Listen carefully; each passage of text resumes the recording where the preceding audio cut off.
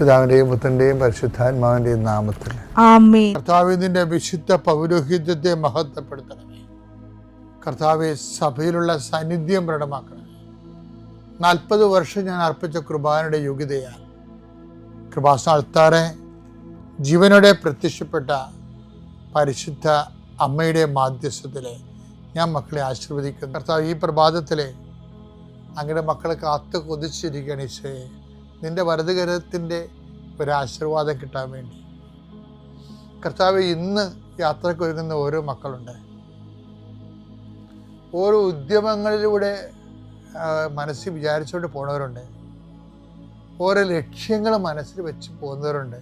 കർത്താവെ, നിന്റെ തിരുമുറുവാർന്ന് ആണിപ്പെടുതാന്ന് വലതുകരം മക്കളുടെ ശിരസ് വെക്കണമേ. അവർ പോകുന്നിടത്തേക്കല്ല, നീ പോകുന്നിടത്തേക്കെല്ലാം ഞാൻ നിൻ്റെ കൂടെ വരുമെന്ന് കർത്താവ് അങ്ങ് പറഞ്ഞിട്ടുണ്ടല്ലോ ഈശോയെ. അങ്ങയുടെ സഞ്ചാര സാന്നിധ്യം അങ്ങയുടെ മക്കളുടെ കൂടെ ഉണ്ടായിരിക്കണമെന്ന് പ്രാർത്ഥിക്കുന്നു. കർത്താവെ, ഉദ്യോഗത്തിൻ്റെ കാര്യത്തിന് വേണ്ടി പോകുന്നവരുണ്ട്, പഠന കാര്യങ്ങൾക്ക് വേണ്ടി പോകുന്നവരുണ്ട്, ജീവിത വ്യാപാരങ്ങൾക്ക് സാമ്പത്തിക കാര്യങ്ങൾക്ക് വേണ്ടി പോകുന്നവരുണ്ട്, ജോലി സംബന്ധമായ കാര്യങ്ങൾക്ക് വേണ്ടി പോകുന്നത് അവരുടെ എല്ലാം കർത്താവിന് തിരുസേന സമർപ്പിക്കുന്നു. ടെസ്റ്റ്, ഇൻ്റർവ്യൂ, പരീക്ഷ, അതുപോലെ ഏജൻസി, ക്രയവിക്രയങ്ങൾ, ജീവിതമാർഗങ്ങൾ, വിദൂര യാത്രകൾ, അങ്ങനെ ബന്ധുത്വം മുറക്ക് പോകുന്ന വിവാഹ യാത്രകൾ, ഈശോയെ എവിടെയെല്ലാമൊക്കെ പോകുന്നു അവിടെയെല്ലാം അങ്ങയുടെ മക്കളുടെ കൂടെ നീ ഉണ്ടാകണമേ എന്ന് പ്രാർത്ഥിക്കുന്നു. ഇന്നത്തെ മുഴുവൻ യാത്രകളിൽ കർത്താവ് നിൻ്റെ കൂടെ ഉണ്ടാവുകയും മാതാവ് നിൻ്റെ വലതുകരം ഗ്രഹിക്കുകയും സഞ്ചാരി മാതാവ് രാത്രി നീ തിരികെ വരുമ്പോൾ നിന്നെ ആരോഗ്യത്തോടെയും സമാധാനത്തോടെയും സുരക്ഷിതമായി ദൈവം നിന്നെ തിരികെ എത്തിക്കുകയും ചെയ്യട്ടെ. നിന്റെ പിതാവും പുത്രനും അമ്മേ പരിശുദ്ധ അമ്മേ, അമ്മേ പരിശുദ്ധ ദൈവമാതാവേ, കൃപാസനത്തിലൂടെ ഞങ്ങളുടെ ദേശത്തിനും അമ്മ മധ്യസ്ഥം തേടി തന്ന എല്ലാ അനുഗ്രഹങ്ങൾക്കും കൃപകൾക്കും ഞങ്ങളിപ്പോൾ ഹൃദയം നിറഞ്ഞ നന്ദി പറയുന്നു. അമ്മേ പരിശുദ്ധമ്മേ ദൈവമാതാവേ, 2004 ഡിസംബർ 7 ഉച്ചകഴിഞ്ഞ് 2:30 കൃപാസനത്തിൽ സംഭവിച്ച അമ്മയുടെ പ്രത്യക്ഷപ്പെടലിനെ കുറിച്ച് തിരുസഭയ്ക്ക് സമർപ്പിച്ചിരിക്കുന്ന പഠനരേഖകളുടെ മേൽ സഭാത്മകമായ പഠനം ആരംഭിക്കുവാൻ ഞങ്ങൾ പ്രാർത്ഥിക്കുന്നു. അമ്മേ പരിശുദ്ധമേ, ഭൂസ്വർലോകങ്ങളുടെ രാജ്ഞിയായ അങ്ങേയ്ക്ക് ഭൗമസംരക്ഷണത്തിനായി പ്രപഞ്ചപ്രകൃതിയെ തന്നെ തിരുസഭ പ്രതിഷ്ഠിക്കുവാൻ ഈ പ്രത്യക്ഷീകരണം വഴി ഇടയാക്കണമേ. പരിശുദ്ധമേ, ജപമാല മാതാവേ, സകല കൃപാസനം പ്രാർത്ഥനയോടും ചേർത്ത് ഞങ്ങളിപ്പോൾ പ്രാർത്ഥിക്കുന്ന ഈ കുടുംബത്തിന്റെ പ്രത്യേക നിയോഗം മക്കളെ.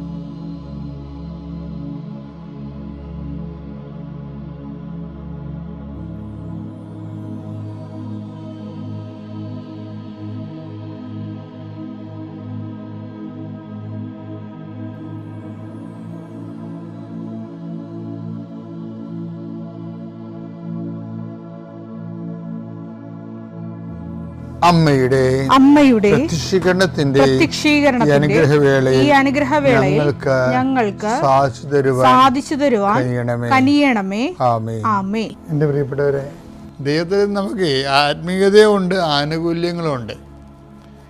ആത്മീയതമായിട്ട് എന്ന് വെച്ചാൽ ദൈവത്തിൽ നിന്ന് ലഭിക്കുന്ന വസ്തുക്കളുമായിട്ട് നമ്മൾ കണക്ട് ചെയ്യുമ്പോഴാണ്, വിഭവങ്ങളുമായിട്ട് കണക്ട് ചെയ്യുമ്പോഴാണ് ആനുകൂല്യങ്ങളെന്ന് പറയുന്നത്. ദൈവത്തെ നേരിട്ട് നമ്മൾ ദൈവമായിട്ട് കണക്ട് ചെയ്യുമ്പോഴാണ് ആത്മീയത ഉണ്ടാകുന്നത്. അപ്പം നമ്മൾ ശ്രദ്ധിച്ചില്ലെങ്കിൽ ചിലപ്പോൾ ഈ ആനുകൂല്യത്തിൽ തന്നെ നമ്മൾ ജീവിച്ചു പോകും. നമ്മൾ ഇപ്പോൾ ഇവിടെ സാക്ഷ്യം പറഞ്ഞ ചില ആൾക്കാരൊക്കെ ഹൈലി എഡ്യൂക്കേറ്റഡ് ആയിട്ടുള്ള ആൾക്കാർ, അവർ തന്നെയല്ല, അവർ വളരെ സയൻറ്റിഫിക്കായിട്ടും മാത്തമാറ്റിക്കലായിട്ടും ഒക്കെയാണ് ഇതിനെ ഓട്ടോമാറ്റിക് അവർ അനലൈസ് ചെയ്തിട്ട് അതനുസരിച്ച് അവർ പ്ലേസ്മെൻറ്റ് ചെയ്തിട്ട് ഭയങ്കര ഞെട്ടിപ്പിക്കുന്ന ഫലങ്ങൾ ഉണ്ടാക്കുന്നുണ്ട്. ഉടമ്പടി. എനിക്കത് മനസ്സിലായതാണ്. അതായത് ഇപ്പോൾ ഞങ്ങൾ 10 കൊല്ലമൊക്കെ സെമിനാരിൽ ഫോർമേഷൻ തിയോളജിയൊക്കെ കഴിയുന്നവരില്ലേ, അച്ഛന്മാർ തന്നെ. പക്ഷെ അവരൊന്ന് ഉടമ്പടി എടുത്തു കഴിയുമ്പോൾ അവർ ഇത്രയും നാൾ പഠിച്ചതിനേക്കാളും അപ്പുറത്ത് ദൈവമായിട്ട് ഒരു എന്താണ്, ദൈവത്തിന് നമ്മളെ ചുമ്മാ എഴുതിത്തള്ളാൻ പറ്റത്തില്ല. ദൈവത്തിന് എഴുതിത്തള്ളാൻ പറ്റാത്തൊരാളായിട്ട് ഉടമ്പടി നമ്മളെ കൺവേർട്ട് ചെയ്യും. ഉടമ്പടി കൺവേർഷൻ നടക്കണില്ലെന്ന് ചോദിച്ചു കഴിഞ്ഞാൽ, നടക്കുന്ന കൺവേർഷൻ എന്ന് പറഞ്ഞാൽ എന്താണ്? ദൈവത്തിന് നമ്മളെ തള്ളിക്കളയാൻ പറ്റാത്ത ഒരാളായിട്ട് നമ്മൾ മാറും. അത് എപ്പോഴാണ് തള്ളിക്കളയാൻ പറ്റാത്ത ഒരാളായി മാറുന്നത്? അത് പഴയ നിയമം പോലെ അതിൻ്റെ പ്രൊവിഷനുകളൊക്കെ ഉണ്ട്. എന്താണ്? ദൈവത്തിന് നമ്മൾ ബഹുമാന്യനായ, ദൈവത്തിന് നമ്മൾ പ്രിയങ്കരനായാൽ ആ ദൈവത്തെ നമ്മൾ തള്ളിക്കളയാൻ പറ്റത്തില്ല. അതുകൊണ്ടാണ് നിനക്ക് പകരമായി ഞാൻ ജനതകളെ കൊടുക്കുന്നു. ഒരു സമൂഹം പോലും ഞാൻ വേണമെങ്കിൽ നിനക്ക് വേണ്ടി അവഗണിക്കും. എന്താ കാര്യം? നീ എനിക്ക് പ്രിയങ്കരനാണ്. അത് ദൈവത്തിൻ്റെ ഒരു വലിയ സ്റ്റേറ്റ്മെൻറ്റാണ് ബൈബിളിലാണ്. ഐസയ്യാ 43:4, നീ എനിക്ക് വിലപ്പെട്ടവനും നീ എനിക്ക് വിലപ്പെട്ടവനും ബഹുമാന്യനും പ്രിയങ്കരനും ആയതുകൊണ്ട്. ഇത് ഈ 3 കാര്യം ആകാൻ വേണ്ടിയാണ് നമ്മൾ ഉടമ്പടി എടുക്കേണ്ടത്. എന്താണ്? നീ എനിക്ക് പ്രിയപ്പെട്ടവൻ, വിലപ്പെട്ടവൻ, ഞാൻ വാല്യൂ കൊടുക്കുന്ന ഒരാളാണ് നീ. ഞാൻ ചില സ്ഥലത്ത് ആൾക്കാർ പറയവേ, എന്താണ് പ്രാർത്ഥനാ ജീവിതം എന്താണ്? അതൊരു ഫെയ്ത്ത് ലൈഫാണ്. ഉടമ്പടി ജീവിതം എന്താണ്? അതൊരു ഫിഡലിറ്റി ലൈഫാണ്. What the difference between faith and fidelity? വിശ്വസ്തവും തമ്മിലുള്ള ബന്ധം എന്താണ്? വിശ്വാസം എന്ന് പറയുന്നത് ഒരു വിഷയത്തെ ആസ്പദമാക്കി ദൈവത്തെ നമ്മൾ വിശ്വാസത്തിലെടുക്കുകയാണ്. വിശ്വസ്തത എന്ന് പറയുന്നത് എന്താണ്? ദൈവത്തെ ആസ്പദമാക്കി നമ്മൾ വിശ്വാസത്തിൽ വളരുകയാണ് ചെയ്യണത്. അപ്പോൾ വിശ്വാസം എപ്പോഴും ദൈവത്തിലാണ് വിശ്വസിക്കണമെന്നുണ്ടെങ്കിലും വിശ്വാസത്തിന് ഒരു ആനുകൂല്യത്തിൻ്റെ ലെവലുണ്ട്. എന്തെങ്കിലും ആനുകൂല്യം രക്ഷിക്കുമ്പോൾ എബ്രഹാത്തിനാണെങ്കിൽ പോലും സ്വന്തം പുത്രന് വാഗ്ദാനമായി കിട്ടുന്നത് ഒരു ഫിസിക്കൽ മെരിറ്റ്സും ബെനഫിറ്റ്സാണത്. അപ്പോൾ പല ഫിസിക്കലായിട്ടുള്ള ഭൗതികമായ ആനുകൂല്യങ്ങളെ ബേസ് ചെയ്തുകൊണ്ടാണ് വിശ്വാസത്തെക്കുറിച്ച് നമ്മൾ പലപ്പോഴും നമുക്ക് ചിന്തിക്കേണ്ടി വരണത്. പക്ഷേ വിശ്വസ്തത ഇതുപോലെ വസ്തുക്കളെ വിഷയമാക്കുകയല്ല. വിശ്വസ്തത എന്ന് പറയുന്നത് ദൈവം തന്നെയാണ് അതിൻ്റെ വിഷയം. ദൈവം തന്നെ വിഷയം. അപ്പോൾ വാട്ട് ഈസ് ഫിഡലിറ്റി? എന്താണ് വിശ്വസ്തത എന്ന് പറഞ്ഞു കഴിഞ്ഞാൽ, അത് അച്ഛൻ നേരത്തെ പറഞ്ഞ പോലെ വിശ്വാസത്തിൽ സർവൈവ് ചെയ്യണം ആൾ. വിശ്വാസം തന്നെ സർവൈവ് ചെയ്യുക വെച്ച് കഴിഞ്ഞാൽ അതിജീവിക്കും. അതിനെക്കുറിച്ച് ഞാൻ നിങ്ങളോട് നേരത്തെ പറഞ്ഞിട്ടുണ്ട്, ഞാൻ ഇവിടെ ആവർത്തിക്കുന്നില്ല. അഗ്നിപരീക്ഷകളെ അതിജീവിച്ച വിശ്വാസം സ്വർണത്തേക്കാൾ വിലയുള്ളതാണെന്നൊക്കെ പറഞ്ഞില്ലേ. ഈ വിലയാണ് പ്രശ്നം. നീ വിലപ്പെട്ടവനാണെന്ന് പറഞ്ഞു. ആ വചനം ഒന്നൊരു വായിച്ചേ. യെശയ്യാ 43:4. യെശയ്യാ 43:4. നീ എനിക്ക് വിലപ്പെട്ടവൻ. അതാണ്, നീ എനിക്ക് വിലപ്പെട്ടവനാണ്, ബഹുമാന്യനാണ്, പ്രിയങ്കരനാണ് ആയതുകൊണ്ട് നിനക്ക് പകരമായി മനുഷ്യരെയും നിന്റെ ജീവന് പകരമായി ജനതകളെയും ഞാൻ നൽകുന്നു. ഇവിടുത്തെ പ്രശ്നം വെച്ച് കഴിഞ്ഞാൽ ഐസയ്യാ 43:4 നീ എനിക്ക് വിലപ്പെട്ടവനാണെന്ന് പറയണത്. അപ്പോൾ അത് ദൈവം ഏകപക്ഷീയമായിട്ട് പറയണതല്ല. ശരിക്കും പറഞ്ഞാൽ അത് ഐസയ്യായോട് ആണ് അവിടെ പറയണത്, അഡ്രസ്സ് ചെയ്യണത്. നമ്മൾ കരിസ്മാറ്റിക് കാലം വന്നപ്പോൾ വഴിയപ്പണവന്മാർക്ക് എല്ലാവർക്കും നീ എനിക്ക് വിലപ്പെട്ടവനാണെന്ന് പറഞ്ഞ് വ്യാഖ്യാനിച്ച് കളഞ്ഞ്. അത് ആൾക്കാർ പറഞ്ഞാൽ ശരിയാണല്ല, നിനക്ക് പകരം ഞാൻ ജനതകളൊക്കെ ഒരു കടത്ത ഈശോ പാപികൾക്ക് പരിഹാരമായ സ്വന്തം ശരീരം കൊടുക്കണത് കൊണ്ട് എന്തെങ്കിലും വില നമുക്കുള്ളത് കൊണ്ടാണല്ലോ. പക്ഷെ ബൈബിളിൽ 2 തരം വിലയുണ്ട്. ദൈവം കൽപ്പിച്ചു കൊടുക്കുന്ന വിലയുണ്ട്. പക്ഷേ ആ ദൈവം കൽപ്പിച്ചു കൊടുക്കുന്ന വില നമുക്ക് തരണത് അതിനുവേണ്ടിയുള്ള പുത്രനെ പോലും തരാൻ നമുക്ക് ദൈവത്തിന് ഒരു വില ഉള്ളത് കൊണ്ടാണ്. ആ ദൈവം സൃഷ്ടിച്ചത് കൊണ്ടുള്ളതാണ് വില. താൻ സൃഷ്ടിച്ചത് മനുഷ്യൻ നശിച്ചു പോകുന്നുള്ള ചിന്തയിലാണ് ആരും നശിച്ചു പോകരുതെന്നുള്ള ചിന്തയിലാണ് ആ വില വരണത്. 1 തിമോത്തി 2:4. ഇത് കേൾക്കണം കേട്ടോ യോജന. 1 തിമോത്തി 2:4. എല്ലാവരും രക്ഷിക്കപ്പെടണമെന്നും എല്ലാവരും രക്ഷിക്കപ്പെടണമെന്നും സത്യം അറിയണമെന്നുമാണ് യേശുക്രിസ്തുവിനെ അറിയണമെന്നുമാണ് അവിടുന്ന് ആഗ്രഹിക്കുന്നത്. അപ്പം ഈ കർത്താവിൻ്റെ ആഗ്രഹം എല്ലാവരും യേശുക്രിസ്തുവിനെ അറിയണം, സത്യം അറിയണമെന്നാണ്. അപ്പോൾ യേശുക്രിസ്തുവിനെ അറിയുന്നതിന് വേണ്ടിയാണ് നമ്മൾ സൃഷ്ടിച്ചിരിക്കുന്നത് കൊണ്ടാണ് നീ എനിക്ക് വിലപ്പെട്ടവനെന്ന് പറയണത്. അതാണ് വിഷയം. ഐസയ 41:4 പറഞ്ഞത് എന്താണ്? നീ യേശുക്രിസ്തുവിൻ്റെ രക്തത്താൽ വീണ്ടെടുക്കപ്പെടാൻ സാധ്യതയുള്ളവനായതുകൊണ്ട് നീ എനിക്ക് വിലപ്പെട്ടവനാണ്. യേശുക്രിസ്തുവിനെ മാറ്റി നിർത്തി കഴിഞ്ഞാൽ നിനക്ക് എന്തുമാത്രം ദൈവം വില ഉണ്ടെന്ന് നമുക്ക് അറിയത്തില്ലേ. അപ്പോൾ യേശുക്രിസ്തുവിലാണ് ഈ വിലയൊക്കെ മനുഷ്യന് വരണത്. അപ്പോൾ നിനക്ക് പകരമായി ജനതകളെ നൽകുന്നത് തന്നെയല്ല, നിനക്ക് പകരമായി ജനതകളെ മാത്രമല്ലല്ലോ നൽകിയത്, സ്വന്തം പുത്രനെ പോലും നൽകിയില്ലേ. അപ്പോൾ അത് വിലയാണ് ഉദ്ദേശിക്കുന്നത്. ഇനി ഇതിൻ്റെ ഒരു മറുപുറമുണ്ട്. ഇത് ദൈവം യേശുക്രിസ്തുവിനെ പ്രതി നമുക്ക് അസൈൻ ചെയ്തിരിക്കുന്ന ഒരു വിലയാണ്. ഇനി നമ്മൾ യേശുക്രിസ്തു സ്വീകരിച്ച് കഴിഞ്ഞാൽ പിന്നെ നമ്മൾ തന്നെ ദൈവത്തിന് പിൻവലിക്കാൻ പറ്റാതെ മറ്റേത് വിലയും ദൈവത്തിന് പിൻവലിക്കാൻ ഇഷ്ടമുള്ളപ്പോൾ ദൈവത്തിന് പിൻവലിക്കാൻ പറ്റാത്ത രീതിയിൽ നമുക്കൊരു വിലയുണ്ടാക്കാൻ നമുക്ക് പറ്റും. അതെങ്ങനെയാണ്? അവിടെയാണ് പീറ്റർ പറയണത്, സെൻറ്റ് പീറ്റർ എന്താണ്? അഗ്നി പരീക്ഷകൾ അതിജീവിച്ച 1 പത്രോസ് 1:7. കാരണം അഗ്നിശോധനയെ അതിജീവിച്ച നശ്വരമായ സ്വർണത്തേക്കാൾ വിലയേറിയതായിരിക്കും പരീക്ഷകളെ അതിജീവിക്കുന്ന നിങ്ങളുടെ വിശ്വാസം. ഇവിടുത്തെ ഒരു പ്രശ്നം വെച്ച് കഴിഞ്ഞാൽ നമ്മൾക്ക് സ്വയാചിതമായിട്ട് വാല്യൂ ആഡ് ചെയ്യാൻ പറ്റും. Adding of value. ദൈവം നമുക്ക് ഏകപക്ഷീയമായി യേശുക്രിസ്തുവിനെ പ്രതി നിശ്ചയിച്ചിരിക്കുന്ന വില അത് ദൈവത്തിന് വേണ്ടി പിൻവലിക്കാം. കാരണം ദൈവത്തിൻ്റെ ഏകപക്ഷീയമായിട്ടുള്ള ദൈവത്തിൻ്റെ ഒരു വാഗ്ദാനമാണ്. പക്ഷേ ദൈവത്തിന് പിൻവലിക്കാൻ പറ്റത്തില്ല. എന്താ കാര്യം? നമ്മൾ ആ വിശ്വാസത്തിൽ വളർന്ന് അഗ്നി പരീക്ഷകളെ ക്രിസ്തുവിൻ്റെ നാമത്തിൽ നമ്മൾ അതിജീവിക്കുമ്പോൾ സ്വയാർജിത കൃപയുണ്ടാകുന്നു. അതാണ് സ്വയാർജിതമായി നമുക്ക് വാല്യൂ ആഡ് ചെയ്ത് വരണത്. ആ രീതിയിൽ നമ്മൾ ദൈവത്തിന് വിലപ്പെട്ടവരാകും. അപ്പോൾ ദൈവത്തിന് മുമ്പിൽ 2 വിലപ്പെട്ടവരാകും. ഇപ്പം നീ എനിക്ക് ബഹുമാന് വിലപ്പെട്ടവനാണെന്ന് പറയുമ്പോൾ അതിന് 2 വശങ്ങളുണ്ട്. ഒരു നാണയത്തിന് 2 വശങ്ങൾ പോലെ. ഒന്ന്, ദൈവം എല്ലാവരും രക്ഷപ്പെടണമെന്ന് ആഗ്രഹിക്കുന്ന ദൈവം, നീയും രക്ഷപ്പെടണമെന്ന് ആഗ്രഹിക്കുന്നത് യേശുക്രിസ്തുവിലാണ്. കാര്യം സത്യം അറിയാനാണ്, യേശുക്രിസ്തു അറിയാനാണ്. അതിൽ ദൈവം കൽപ്പിച്ച് നൽകുന്ന വില. രണ്ടാമത്, ദൈവജനം ജീവിച്ച് കഴിയുമ്പോൾ നമുക്ക് കുറച്ച് പേയ്മെൻറ്റ് വരും. ദൈവജനം ജീവിച്ച് കഴിയുമ്പോൾ നമ്മുടെ ഭാഗത്തുനിന്ന് നമുക്ക് ഫിസിക്കലായിട്ടുണ്ടാകും നഷ്ടം, ലൈഫ് ആയിട്ടുള്ള നഷ്ടങ്ങളുണ്ടാകും. എന്നിട്ടും നമ്മൾ വിശ്വാസത്തിൽ സ്റ്റിക്ക് ഓൺ ചെയ്ത് സർവൈവ് ചെയ്യിക്കുമ്പോൾ നമ്മുടെ മൂല്യം ദൈവദിവസനെ കൂടും. Value, self adding of the value, ദൈവദിവസനിധിയിൽ വാല്യൂ കൂടും. അത് ഒരു വിലയാണ്. അപ്പോൾ ഈ 2 വില, മറ്റത് ഇത് നമുക്ക് ആഡ് ചെയ്ത് കൂട്ടാൻ പറ്റും, മറ്റത് എൻ്റെ കൺട്രോൾ നമ്മുടെ കയ്യിലില്ല. ദൈവമാണ് നീ എനിക്ക് വിലപ്പെട്ടവനാണെന്ന് സ്വയം പ്രഖ്യാപിച്ചിരിക്കുന്നതാണ്. അതിൽ നമുക്ക് കൺട്രോളില്ല. ദൈവത്തിന് എപ്പോൾ വേണമെങ്കിൽ പിൻവലിക്കുകയും ചെയ്യാം.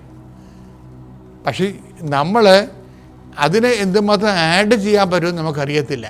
പക്ഷെ നമ്മൾ തന്നെ അഗ്നിപരീക്ഷകളെ നമ്മൾ സുവിശേഷവിധമായി ജീവിച്ച് നമ്മളതിനെ അതിജീവിച്ച് വരികയാണെങ്കിൽ നമ്മുടെ വിശ്വാസം വിലയുള്ളതായി മാറും.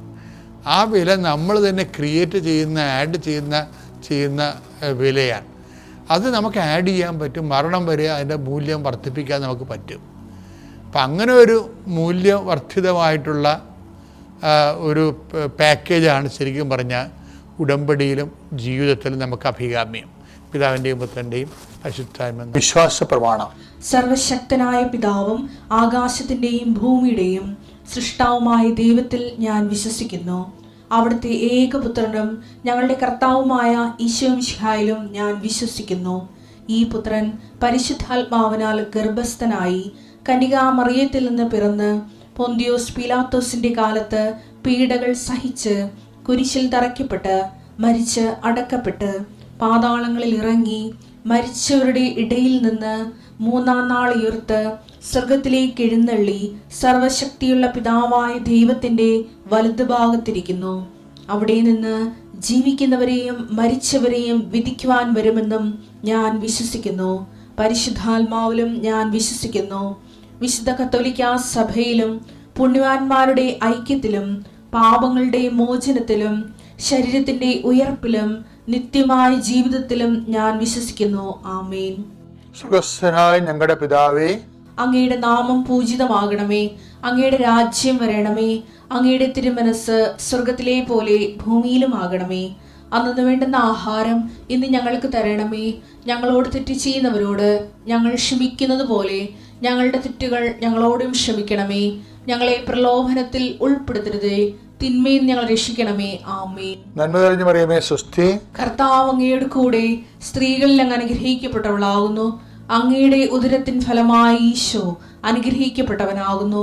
പരിശുദ്ധ മറിയമേ, തമ്പുരാന്റെ അമ്മേ, പാപികളായ ഞങ്ങൾക്ക് വേണ്ടി ഇപ്പോഴും ഞങ്ങളുടെ മരണസമയത്തും തമ്പുരാനോട് അപേക്ഷിക്കണമേ. ആമേൻ. അപ്പോൾ എന്താ പ്രശ്നം എന്ന് വെച്ച് കഴിഞ്ഞാൽ, ഞാൻ ഓൺലൈൻ ഉടമ്പടി സ്റ്റാർട്ട് ചെയ്തായിരുന്നു അവിടെ. അതുവരെ എനിക്ക് കുർബാന അത് കഴിഞ്ഞൊരു സംഭവം ഉണ്ടായി. ഞാൻ അവിടെ ഓൺലൈൻ ഉടമ്പടി എടുത്തു കഴിഞ്ഞ ആ ടൈമിലാണെന്ന് തോന്നുന്നത്. എനിക്കൊരു സ്വപ്നം ഞാൻ കണ്ട്. ഞാനിങ്ങനെ കിടക്കുന്ന സമയത്ത് ഒരു ചാപ്പലാണ്. ആ ചാപ്പലിൽ സൈഡിൽ വ്യാകുല മാതാവിൻ്റെ രൂപം വെച്ചിട്ടുണ്ട്. അപ്പം അതിൻ്റെ സൈഡിൽ ജോസഫ് അച്ഛൻ നിൽക്കുന്നുണ്ട്. അപ്പം ഞാൻ വേറെ ആരുടെയോ എന്തോ പ്രശ്നത്തിന് വേണ്ടിയാണ് വന്നിരിക്കുന്നത്. അപ്പോൾ ഞാൻ സൈഡിലിങ്ങനെ മാറി നിൽക്കുന്നുണ്ട്. കുറച്ചു നേരം കഴിഞ്ഞപ്പോൾ അച്ഛൻ ഇങ്ങനെ മാതാവിനോട് എൻ്റെ ഇങ്ങനെ കാണിച്ചിട്ട് അവൻ അനുഭവിക്കുന്ന കണ്ടില്ലേ എന്നുള്ള രീതിയിൽ പറയണതായിട്ട് അച്ഛനിങ്ങനെ കാണിക്കുന്നുണ്ട്. ഓക്കെ, കുറച്ചു നേരം കഴിഞ്ഞപ്പോഴത്തേക്കും ഞാൻ എണീറ്റ് പിന്നെ എനിക്ക് കുർബാനയോട് ഭയങ്കര എന്താ പറയണ ഒരു അറ്റാച്ച്മെൻറ്റ് വരാൻ തുടങ്ങി. ഞാൻ നിത്യത എന്നൊക്കെ പറഞ്ഞു കഴിഞ്ഞാൽ ഓക്കെ, അതൊന്നും പറയാനുള്ള യോഗ്യത പോലും എനിക്കില്ല. അങ്ങനെ നിത്യത എന്നൊക്കെ വിശ്വസിക്കാനുള്ള ഒരു കൃപയാണ് എനിക്ക് ദൈവം തന്നത്.